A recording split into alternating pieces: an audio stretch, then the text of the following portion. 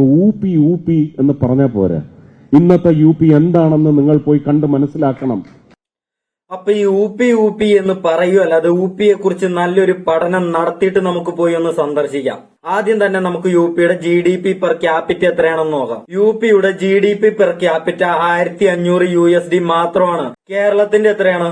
4780 USD ആണ്. അതായത് 3,46,436 രൂപ. യു പിയുടെ ഇത് 1,30,084 രൂപ. അപ്പൊ തന്നെ മനസ്സിലാവൂല അവിടുത്തെ സാധാരണക്കാരെ, അതിന്റെ താഴെ കിടക്കുന്നവരുടെ ജീവിതം എത്രത്തോളം ദുഷ്കരമായിരിക്കുമെന്ന്. പിന്നെ യു പിയുടെ സ്ഥാനമാനങ്ങൾ ഇതൊന്നുമല്ല, ഇതുക്കും മേലെയുണ്ട്. ഇന്ത്യയിലെ ഏറ്റവും കൂടുതൽ ഗവൺമെന്റ് സ്കൂളുകൾ ഇടിച്ചു പൊളിച്ച് നശിപ്പിച്ച് കളഞ്ഞ സംസ്ഥാനം. ഇന്ത്യയിലെ എക്സ്ട്രീം പോവർട്ടി, അതിദാരിദ്ര്യത്തിൽ 4ാം സ്ഥാനത്ത് നിൽക്കുന്ന സംസ്ഥാനമാണ് യു പി.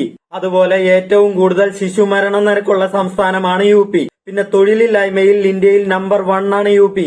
ഇന്ത്യയിൽ ഏറ്റവും കൂടുതൽ മതവിദ്വേഷ പ്രസംഗങ്ങൾ നടത്തിയ സംസ്ഥാനമാണ് യു പി. മുസ്ലിം ആക്രമണങ്ങളിൽ 1ാം സ്ഥാനം യു പിക്ക്. പിന്നെ ഏറ്റവും കൂടുതൽ ക്രിസ്ത്യൻ ചർച്ചുകൾ നശിപ്പിച്ചതിൽ 3ാം സ്ഥാനം യു പിക്ക്. പിന്നെ കേന്ദ്ര ഭരണത്തിന്റെ കീഴിൽ 1.5 ലക്ഷം സാധാരണക്കാരുടെ വീട് നശിപ്പിച്ചതിൽ 1ാം സ്ഥാനത്താണ് യു പി. പിന്നെ പൊല്യൂഷനിൽ രാജ്യത്തെ 3ാം സ്ഥാനം യു പിക്ക്. മതത്തിന്റെ പേരിൽ ഏറ്റവും കൂടുതൽ അന്യമതസ്ഥരെ ആക്രമിച്ച സംസ്ഥാനം യു പി. വലിയ വികസനവും വലിയ ഇൻഫ്രാസ്ട്രക്ചറുകളൊക്കെ ഉണ്ടാവും, പക്ഷെ അവിടുത്തെ ജനങ്ങളുടെ ജീവിതം ഇന്നും നരകതുല്യമാണെന്നുള്ളതിന്റെ ഏറ്റവും വലിയ ഉദാഹരണമാണ് ഈ റിപ്പോർട്ടുകൾ. ഈ അവസ്ഥയല്ല കേരളത്തില് എന്ന് മനസ്സിലാക്കുക. കാരണം ഇവിടെ ഹ്യൂമൻ ഡെവലപ്മെന്റിനാണ് ഏറ്റവും കൂടുതൽ ഇമ്പോർട്ടൻസ് കൊടുക്കുന്നത്. അതിന്റെ ഭാഗമായി വേർതിരിവില്ലാതെ കേരളത്തിൽ എല്ലാ മനുഷ്യർക്കും ഒരേപോലെ വിദ്യാഭ്യാസം കിട്ടുന്നു.